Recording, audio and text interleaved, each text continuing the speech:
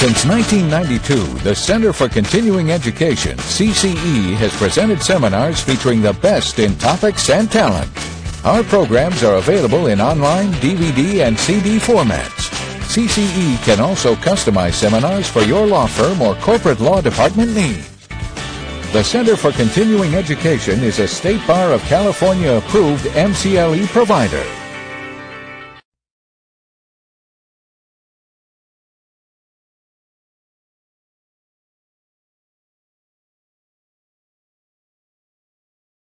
A 1989 graduate of Georgetown University Law Center, Francine Ward is a copyright and trademark attorney with a focus on helping individuals, entrepreneurs, and small business owners protect their valuable creative content, brand, designs, logos, trade secrets, and company structure.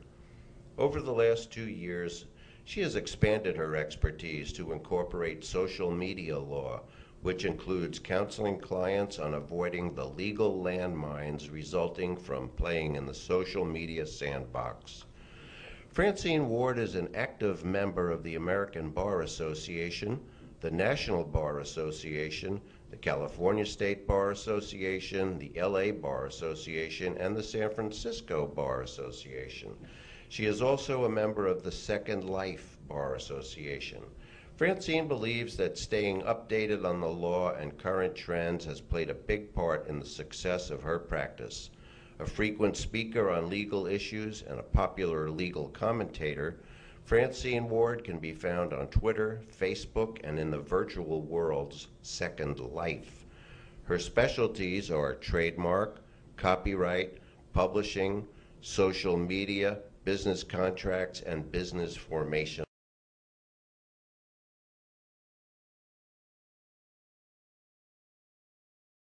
So today what we're going to talk about are social media ethical issues. You know, for those of us as lawyers, not only do we have to be concerned about the legal issues, but we also have to be concerned about the ethical issues.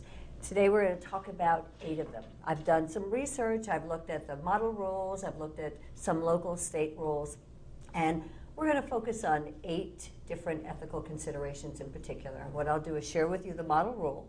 I'll share with you a little of how it actually can be, you know, how it shows up in the social media setting, and I'll let you know what some states have been doing about these. So let's get started. First, you'll find actually in the materials I have a link to, I have a lot of materials included, but I also have a link to the model rules on the ABA, the American Bar Association website. So the first ethical consideration is fee sharing with non-lawyers. So the model rules actually state in Rule 5.4, professional independence of a lawyer, and in essence, they say that a lawyer shall not form a partnership with a non-lawyer. That's essentially what the rule says. And the rule is here. I've included all of the rules in the materials.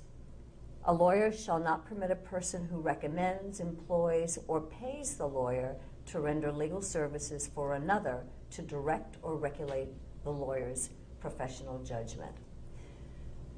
North Carolina Bar in February of this year actually spoke on this issue with regard to selling discount services on a website called Groupon. How many of you are familiar with Groupon? Some of you. It's a website that provides coupons for products and services, for a variety of products and services. And in fact, lawyers have been participating in this. And the North Carolina Bar recently, in an opinion dated February 2nd, 2011, they basically said that, let's see, the North Carolina Bar staff prepared a draft opinion regarding a lawyer's participation in the marketing service such as Groupon. And they concluded that a lawyer's participation would indeed violate the North Carolina Rule of Professional Conduct 5.4a, which forbids lawyers to share legal fees with non-lawyers. And how that really shows up is if you're on a service like that, if you're participating in a service like that, you in fact have to pay them a fee. You pay them a fee in order for them to advertise your services. That's where the issue arises, that you're sharing fees with non-lawyers. So at this moment, North Carolina is the only state that has actually provided a legal opinion, an ethical opinion, but you can rest assured that other states will surely follow. So the issue here is just be really careful when you're participating in a lot of these online marketing services, especially if they're asking you for some sort of kickback, some fee or something in exchange for them providing a service for you. The next ethical consideration is the unauthorized practice of law. And essentially, we all know what that means. That basically means that if you're not licensed to practice law in a particular jurisdiction, then you can't practice law in that jurisdiction. The Rule 5.5 speaks to unauthorized practice of law, and it says, in part, a lawyer shall not practice law in a jurisdiction in violation of the regulation of the legal profession in that jurisdiction, or assist another person in doing so. The ABA just recently came out with, the ABA Commission on Ethics came out with its 2020 report, which is actually very recent, and I've included it in the materials. In relevant part, here's some of what they have to say. There are a number of jurisdictions that treat this issue of multi-jurisdictional practice differently. So let me share a little bit with you. 8 jurisdictions, Connecticut, Idaho, Kentucky, Maine, New Jersey, North Carolina, South Carolina, and Tennessee require that temporary legal services which are provided in the host jurisdiction be reasonably related to the representation of an existing client in the jurisdiction where the lawyer is licensed. So that's 8 jurisdictions. That's what they have to say. But then, let's take a look at a few more. 6 jurisdictions, which include Delaware, the District of Columbia, Florida, Georgia, Pennsylvania, and Virginia, excuse me. They permit temporary practice by foreign, non-U.S. lawyers. Plus, North Carolina's rules appear to permit such temporary practice by omitting references to the words U.S. jurisdiction. Again, I've included a link to the entire report. You can take a look at it, but these are just some pieces of the report that I think are important for us as lawyers in different states. The other is 4 jurisdictions actually. Connecticut, Nevada, New Jersey, and South Carolina require out-of-state lawyers to register in the host jurisdiction and pay a fee. So that's interesting. So if you're a lawyer, let's say you're a California lawyer and you want to go practice, or you have a client in Connecticut or Nevada or New Jersey and South Carolina, you may be able to do some work there on a limited basis, but you also have to pay a fee.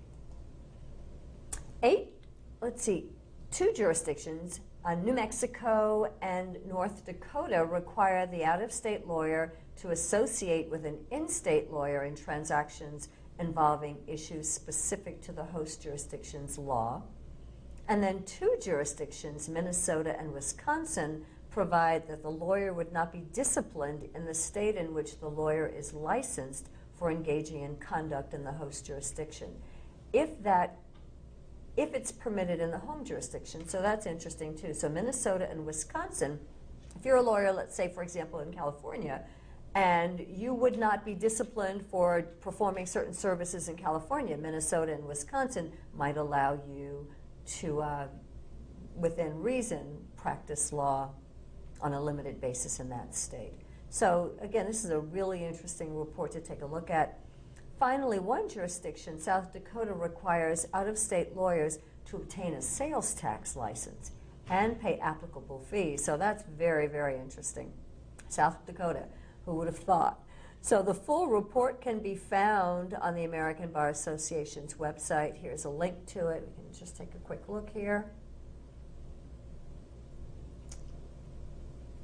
There it is. So the report's actually, it's very lengthy actually, but it could be some useful reading. About 10 pages. Okay.